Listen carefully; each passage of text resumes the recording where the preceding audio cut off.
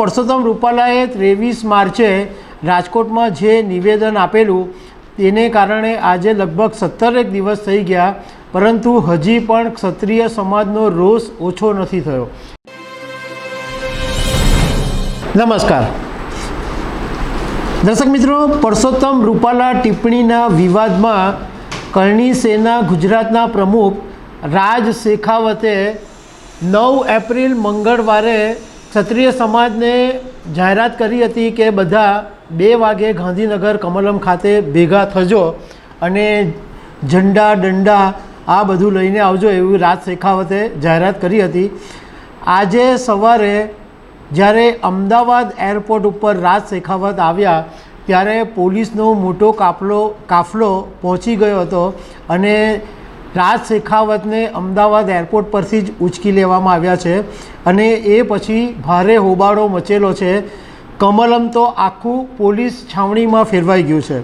તો આ બધા વિશે તમારી સાથે વાત કરીશ। મારું નામ રાજેશ શાહ છે અને તમે જોઈ રહ્યા છો ખબરછે.com। દર્શક મિત્રો, પરસોત્તમ રૂપાલાએ 23 માર્ચે રાજકોટમાં જે નિવેદન આપેલું તેને કારણે આજે લગભગ 17 દિવસ થઈ ગયા, પરંતુ હજી પણ ક્ષત્રિય સમાજનો રોષ ઓછો નથી થયો અને કરણી સેના ગુજરાતના પ્રમુખ રાજ શેખાવતે થોડા દિવસ પહેલાં જ ભાજપના પ્રાથમિક પદેથી રાજીનામું આપી દીધેલું અને 2 દિવસ પહેલાં એમણે એવી એક જાહેરાત કરી હતી કે આપણે બધા ક્ષત્રિય સમાજના લોકોએ 9 એપ્રિલે મંગળવારે બપોરે 2 વાગે ગાંધીનગરમાં જે કમલમ આવેલું છે ભાજપનું હેડક્વાર્ટર, ત્યાં ભેગા થવાનું છે અને ત્યાં ઘડી ઘેરાવ કરવાનો છે।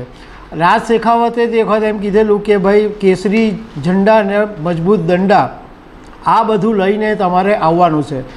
હવે આ વાતની પોલીસને જ પહેલેથી જાણ હતી જ, એટલે હર્ષ સંઘવીના બંગલે પોલીસના ઉચ્ચ અધિકારીઓની બેઠક મળી હતી અને એમાં નક્કી થયું જ હતું કે એરપોર્ટ ઉપરથી જ રાજ શેખાવતને ઉંચકી લેવા।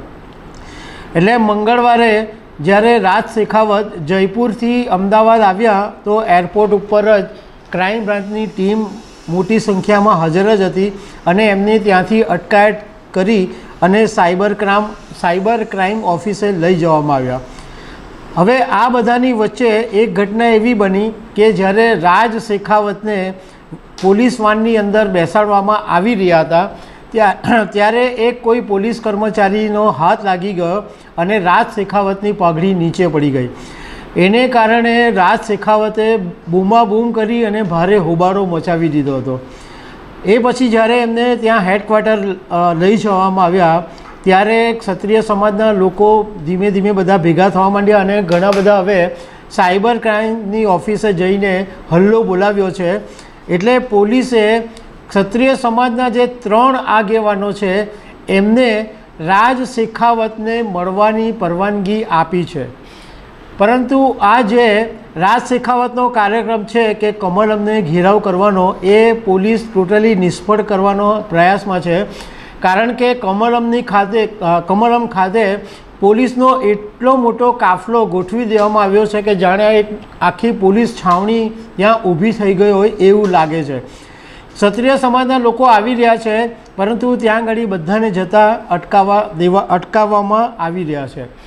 બીજી તરફ રાજ શેખાવતે એની ધરપકડ થાય એ પહેલાં જ એક વિડીયો બનાવેલો અને એ વિડીયોમાં એમણે એમ કીધું હતું કે મને મહેરબાની કરીને મજબૂર નહીં કરતા, જો મને મજબૂર કરશો તો હું આત્મવિલોપન કરીશ, એવી ચીમકી રાજ શેખાવતે વિડીયોમાં આપી છે અને એમ કીધું કે તમે અમારો રસ્તો કમલમ તરફ જવાનો સાફ કરો, કારણ કે આ અમારા સમાજની લડાઈ છે અને જો સમાજ માટે શહીદ થવું પડશે તો એના માટે પણ હું તૈયાર છું।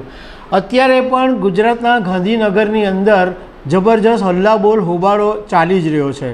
પોલીસે અત્યારે તો રાજ શેખાવતને અટકાયત કરીને એમને રાખેલા છે, પછી સાંજે ખબર પડશે કે શું ડેવલપમેન્ટ થાય છે।